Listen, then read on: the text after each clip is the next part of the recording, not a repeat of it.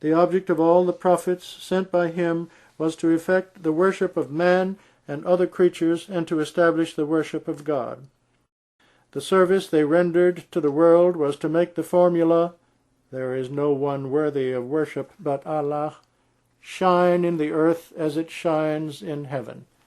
The greatest of them, therefore, is he who did the most in making this formula shine with brilliance, who first exposed the impotence of false gods and proved their nothingness on the basis of reason and power, and then, when he had proved everything, he left a memory of his decisive victory in the shape of the formula, "There is no God but Allah, Muhammad is the apostle of Allah." He did not utter the formula, "There is no God but Allah," as an empty boast. Rather, he first provided the proofs and exposed the error of the false beliefs, and then called upon the people to see that there was no God besides him. Who had broken all their power, and who had shattered all their pride? As a reminder, therefore, of this proved fact, he taught the blessed formula, "There is no God but Allah, Muhammad is the apostle of Allah." Chapter 4. Evidence from Books of History. As the following chapter contains evidence of various kinds, it is divided for the sake of clearness of sequence into several sections, which are set out below. Section 1. Evidence from Islamic books which contain a mention of Jesus' journey. In Rawsat us-Safa, a well-known book of history, on pages 130 to 135, occurs in the Persian language an account which, briefly translated, is as follows. Quote, "Jesus, on whom be peace, was named the Messiah because he was a great traveler. He wore a woolen scarf on his head and a woolen cloak on his body. He had a stick in his hand. He used to wander from country to country and from city to city. At nightfall he would stay where he was. He ate jungle vegetables, drank jungle water, and went on his travels on foot. His companions, in one of his travels, once bought a horse for him. He rode the horse one day, but as he could not make any provision for the feeding of it, he returned it. Journeying from his country, he arrived at Masih-e-Maud, which was at a distance of several hundred miles from his home. With him were a few of his disciples, who he sent into the city to preach.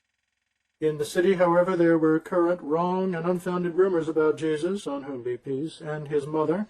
The governor of the city, therefore, arrested the disciples and then summoned Jesus. Jesus miraculously healed some persons and exhibited other miracles.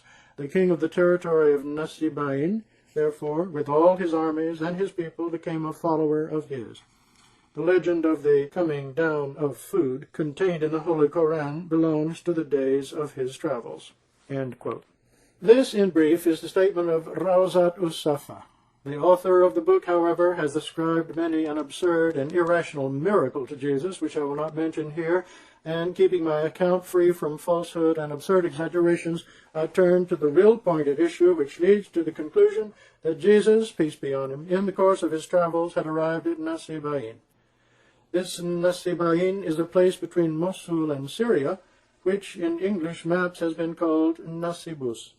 If one travels from Syria towards Persia, one would pass through Masih-e-Maud, which is at a distance of 450 miles from Jerusalem. Mosul is nearly 48 miles from Masih-e-Maud and 500 miles from Jerusalem. The frontier of Persia is only at a distance of 100 miles from Mosul. This means that Masih-e-Maud is 150 miles from the frontier of Persia. The eastern frontier of Persia touches the town of Herat in Afghanistan. That is, Herat lies on the western frontier of Afghanistan in the direction of the Persian territory and is about 900 miles from the western boundary of Persia. From Herat up to the Khyber Pass, the distance is about 500 miles. Here follows the map showing the route followed by Jesus. The map shows the route adopted by Jesus in his journey to Kashmir. The object of his journey was that he should meet the Israelites whom the king, Shalmaneser, had taken captive to Media. It would be noticed that in the maps published by Christians, Media is shown towards the south of the Sea of Khizar, Azov, where today is Persia. This means that Media was at any rate a part of the land which today constitutes Persia. The eastern frontier of Persia is adjacent to Afghanistan. There is the sea towards the south and the Turkish Empire towards the west.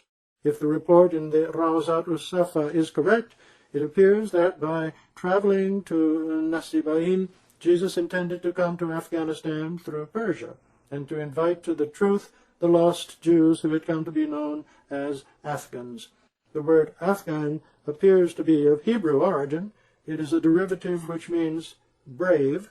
It appears that at the height of their victories they adopted this name for themselves. Footnote. In the Torah, there was a promise to the Jews that if they believed in the last prophet, they would be given, after passing through much suffering, kingship and rulership. That promise was fulfilled by the 10 tribes of Israel adopting Islam. That is why there have been great kings among Afghans as well as among Kashmiris. There is a letter in the 14th section of the first chapter of the history in Greek of the Creed of Eusebius, translated by a Londoner, Heinmer by name, in 1650 A.D., which shows that a king, Abjeros by name, invited Jesus from the land beyond the Euphrates to his court. The letter sent by Abjeros to Jesus and the reply to it are full of much falsehood and exaggeration. This much, however, seems to be true, that the king, having been apprised of the cruelties of the Jews, invited Jesus to his court to give him a refuge. The king probably believed that he was not a true prophet. End of footnote. Return to main text. In short, Jesus came to the Punjab after passing through Afghanistan with the ultimate intention of going to Kashmir after seeing the Punjab and Hindustan. It will be noticed that Chitral and a strip of the Punjab separate Kashmir from Afghanistan. If one travels from Afghanistan to Kashmir through the Punjab, one has to journey over a distance of 80 miles, or about 135 kilometers. Jesus, however, wisely adopted the route through Afghanistan so that the lost tribes of Israel, known as Afghans, might profit from him. The eastern frontier of Kashmir touches Tibet. From Kashmir he could easily go to Tibet. Having come to the Punjab, he had no difficulty in wandering through the important places of Hindustan before going to Kashmir or Tibet.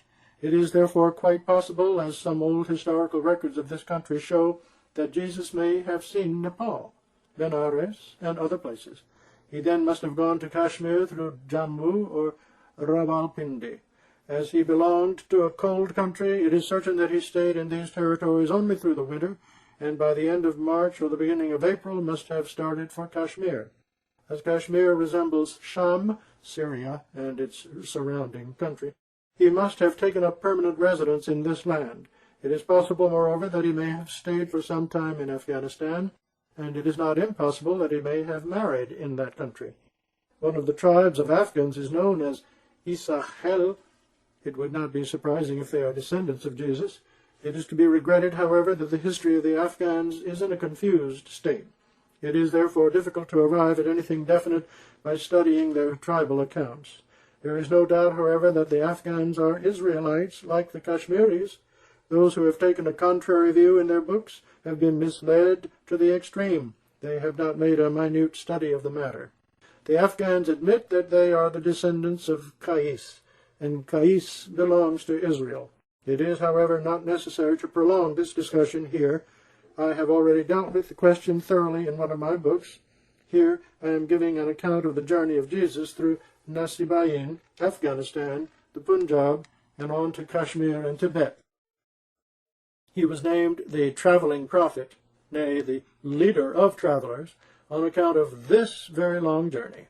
A Muslim savant, that is, Ibn al-Walid al-Fakhri al-Tartushi al-Maliki, who was renowned for his learning, states about Jesus on page 6 of his book, Siraj al-Maluk, published by the Matba Harriya of Egypt in 1306 A.H., quote, "Where is Isa the Ruhullah and the Kalimatullah, who was the leader of the righteous and the chief of travelers?"